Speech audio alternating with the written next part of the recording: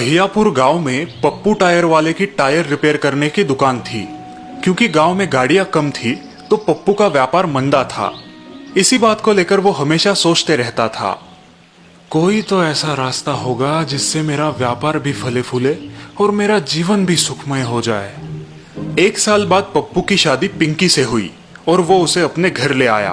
पप्पू बहुत खुश था, लेकिन उसे अब भी व्यापार बढ़ाने की चिंता थी। हे भगवान, अब आप ही कोई रास्ता दिखाइए। पहले तो मैं अकेला था, अब तो मुझे पिंकी का भी अच्छे से ख्याल रखना है। शादी के बाद पप्पू रोज की तरह सुबह सुबह दुकान के लिए निकल जाया करता था। दोपहर के समय पिंकी पप्पू के लिए खाना लेकर दुकान पर आया करती थी। एक दिन वो दुकान पे आई। हाय दैया! क्या हुआ, क्या हुआ? मेरे पैर में कील घुस गई है। पप्पू ने बड़े आराम से कील निकालने की कोशिश की। अरे अरे, जरा आराम से। अरे सब्र रखो, अभी निकाल दूंगा। ओह! कुछ नहीं, निकल गई। कितनी बार तुम्हें कहा है कि दुकान पर आओ तो पैरों में चप्पल पहना करो। अगर तुम्हारे पैर की जगह टायर होता तो पूरी हवा निकल जाती। ऐसे बोलते ही पप्पू को एक नया प्लान सूझा। हाँ हाँ, अब आप खाना खा लीजिए। वो मैं खा लूंगा, तुम घर जाकर इस पे लेप लगाओ। ठीक है जी। पिंकी घर के लिए निकल पड़ी और पप्पू अपने नए प्लान के बारे में सोचने लगा। अगर मैं हर दिन एक दो गाड़ी पंक्चर करके खुद बनाऊं तो मुझे अच्छा खासा मुनाफा होगा। हाँ, बढ़िया है। पप्पू दुकान से निकला और सीधा रास्ते पर पहुंचा, जहां रास्ता उबड़ खाबड़ था। बस यही तो मुझे चाहिए। पप्पू वहां से सीधा एक हार्डवेयर की दुकान में गया। वहां उसने कुछ कील खरीद ली। अगले दिन पप्पू सूरज निकलने से पहले ही उठा और कील लेकर घर से बाहर निकल पड़ा। उसने रास्ते पर अलग अलग जगह कील डाल दिए और वहां से निकल गया। आज जब पप्पू दुकान पर पहुंचा तो वो बहुत उत्सुक था, ये जानने के लिए कि उसका प्लान चल रहा है या नहीं। कुछ ही देर में एक गाड़ी वहां आई। शायद पंक्चर है, मैं देखता हूं साहब। पप्पू ने खुशी खुशी उस टायर को खोला, पंक्चर रिपेयर किया, जिससे उसे 50 रुपए मिल गए। कुछ देर बाद एक दूसरी गाड़ी आई और फिर तीसरी। आज पप्पू को अपने प्लान पर बहुत गर्व हो रहा था। पप्पू ने सारे टायर्स बना दिए और फिर आमदनी गिनने लगा। आज तो 200 रुपए मिले। ऐसा ही चलता रहा तो बहुत जल्द ही मैं अमीर बन जाऊंगा। एक हफ्ते बाद गाड़ियां आना कम हो गई। लगता है सारे कील खत्म हो गए। कल वापस डालने पड़ेंगे। पप्पू ने वापस कील खरीदे और घर गया। अगली सुबह जब वो पथरीले रास्ते पर कील डाल रहा था, तभी एक गाड़ी चालक ने उसे देख लिया। अबे रुक, धोखेबाज कहीं के! वो गाड़ी चालक पप्पू के पीछे भागने लगा और उसने पप्पू को पकड़ लिया। उसने पप्पू को गांव की पंचायत के सामने पेश किया। यह आपके गांव का पंक्चर वाला धोखेबाज है। ये रास्तों पर खुद ही कील डालता है और पंक्चर निकालकर पैसे लूटता है। क्या? आज मैंने खुद इसे रंगे हाथ पकड़ा है और ये देखिए, इसके पास ये कील की थैली भी है। वही मैं बोलूं, मेरी गाड़ी रोज पंक्चर कैसे हो जाती है? हाँ हाँ, ये धोखेबाज है।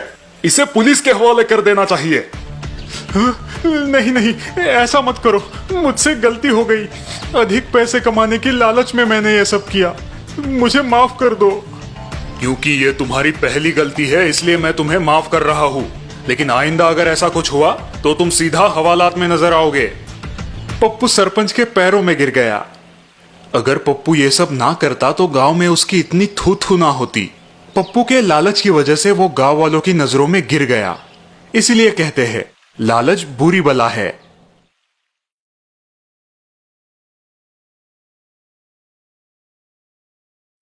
सिंहगढ़ एक बहुत ही सुखद राज्य था, जहां की प्रजा राजा जयवीर सिंह और रानी रूपवती की तारीफ किया करती थी। लेकिन फिर भी जनता के सबसे चहीते थे राजकुमार रघुवीर सिंह। और क्यों ना हो, राजकुमार थे भी वैसे। वे बचपन से ही हर कला में निपुण थे। महाराज अपने बेटे को शस्त्र चलाना सिखाते थे और दूसरी ओर महारानी अपने बेटे को वेदों का ज्ञान देती थी। इंसान का सबसे पहला फर्ज है इंसानियत। उसके दिल में दया, करुणा और प्रेम की भावना भरपूर होनी चाहिए। युवराज रघुवीर सिंह अपने माता की हर बात को अच्छे से समझते थे। समय के साथ युवराज एक शक्तिशाली युवक बन गए उनके शास्त्रों का ज्ञान भी प्रशंसाजनक था। सटीक निशाना, फुर्तीली तलवारबाजी। रानी, अब युवराज राजा बनने के योग्य बन गए हैं।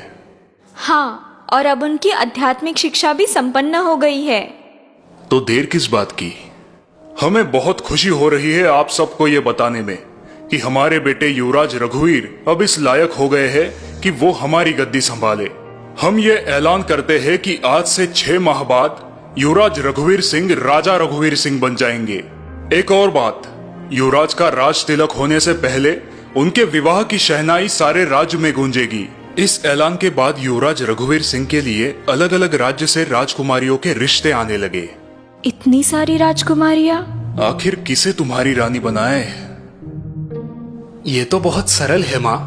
आप सभी राजकुमारियों को यहाँ बुलाइए और उनकी परीक्षा लीजिए, और जो उनमें से आपको भा जाए उसे ही रानी बना दीजिए।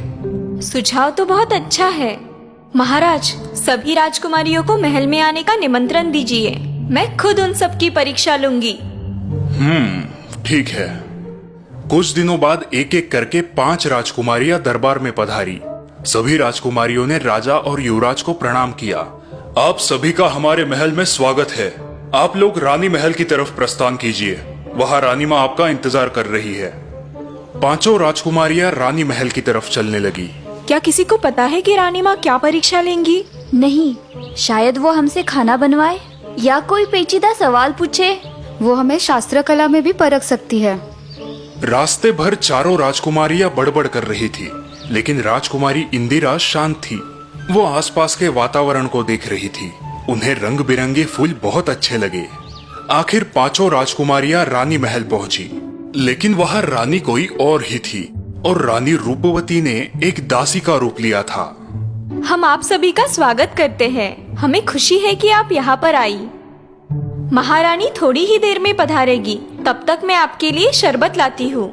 वो सभी राजकुमारियां महल निहारने लगी, और महारानी रूपवती सबको निहारते निहारते अंदर चली गई। थोड़ी ही देर में राजकुमारियां एक दूसरे से बातें करने लगी। देखते देखते 2 घंटे बीत गए। रानी माँ अब तक लौटी नहीं। कहीं व्यस्त हो गई होगी, जल्द ही वापस आएगी। उन सभी ने अपनी गपशप जारी रखी, लेकिन राजकुमारी इंदिरा अपने आप में ही मशरूफ थी। सुबह से शाम हो गई। लगता है रानी माँ हमें भूल गई। क्या हमें यहाँ अपनी बेइज्जती कराने बुलाया है? इतना गुस्सा मत करो, शायद वो हमारी परीक्षा लेने की तैयारी कर रही हो। तभी दासी बनी हुई रानी फिर वहां आई। रानी माँ ने आप सभी के लिए एक संदेश भेजा है। ये सुनकर सभी राजकुमारियां दासी के पास चली गई। उन्होंने कहा है कि मैं आप सबको ये शरबत पिलाऊं, तब तक आप उनका इंतजार कीजिए। इंदिरा को छोड़कर सभी राजकुमारियां दासी को घूरने लगी, और दासी के रूप में आई रानी ने जानबूझकर वो शरबत सभी राजकुमारियों के कपड़ों पर गिरा दिया। अरे, अंधी हो क्या? दासी होकर काम करना भी नहीं आता। मेरी इतनी महंगी ड्रेस खराब कर दी। अब तुम गई काम से। मनसा दासी की ओर बढ़ ही रही थी कि इंदिरा बीच में आ गई। रुक जाओ मनसा, उन्होंने ये जानबूझकर नहीं किया, गलती से हुआ होगा। तुम्हारी ड्रेस महंगी नहीं है इसलिए। अब मैं रानी माँ के सामने परीक्षा कैसे दूंगी? मैं इस दासी को तो नहीं छोड़ूंगी। न जाने रानी माँ ने कैसी दासी रखी है। जैसी रानी वैसी दासी। तुम सब लोग इतनी छोटी सी बात पर इतना अनाप शनाप क्यों बोल रही हो? तुम तो चुप ही बैठो। इतने घंटों से हमें यहाँ बिठाकर ये रानी हमारी बेइज्जती कर रही है। समझ नहीं आता कौन सी परीक्षा के लिए बुलाया है। वही परीक्षा जो तुम हार चुकी हो। परीक्षा खत्म हुई, और परीक्षा सिर्फ राजकुमारी इंदिरा ने पार की। तुम सबकी सब बहुत सुंदर हो, लेकिन रानी बनने के लिए दिल भी बड़ा चाहिए, सिर्फ सौंदर्य नहीं। मैं रानी रूपवती हूँ, और मैंने अपनी बहू चुन ली है। राजकुमारी इंदिरा बनेगी मेरे बेटे रघुवीर सिंह की पत्नी। आप सब अपने अपने घर वापस जा सकती है। चारों राजकुमारियों का मुंह छोटा हो गया, और वो वहां से चली गई। रानी रूपवती ने अपनी होने वाली बहू को एक सोने का हार पहनाया, और अपनी बहू के साथ ढेर सारे तोहफे भी भेजे। 2 महीने बाद युवराज रघुवीर सिंह और राजकुमारी इंदिरा का विवाह हो गया, और विवाह के 4 महीने बाद युवराज को राजा बना दिया गया, और युवरानी इंदिरा बन गई रानी इंदिरा। राजा रघुवीर सिंह और रानी इंदिरा को पाकर उनकी प्रजा बहुत खुश थी, क्योंकि वो दोनों राजा जयवीर सिंह और रानी रूपवती के प्रतिबिंब थे। इसीलिए दोस्तों कहते हैं कि इंसानियत ही सबसे बड़ी नीति होती है।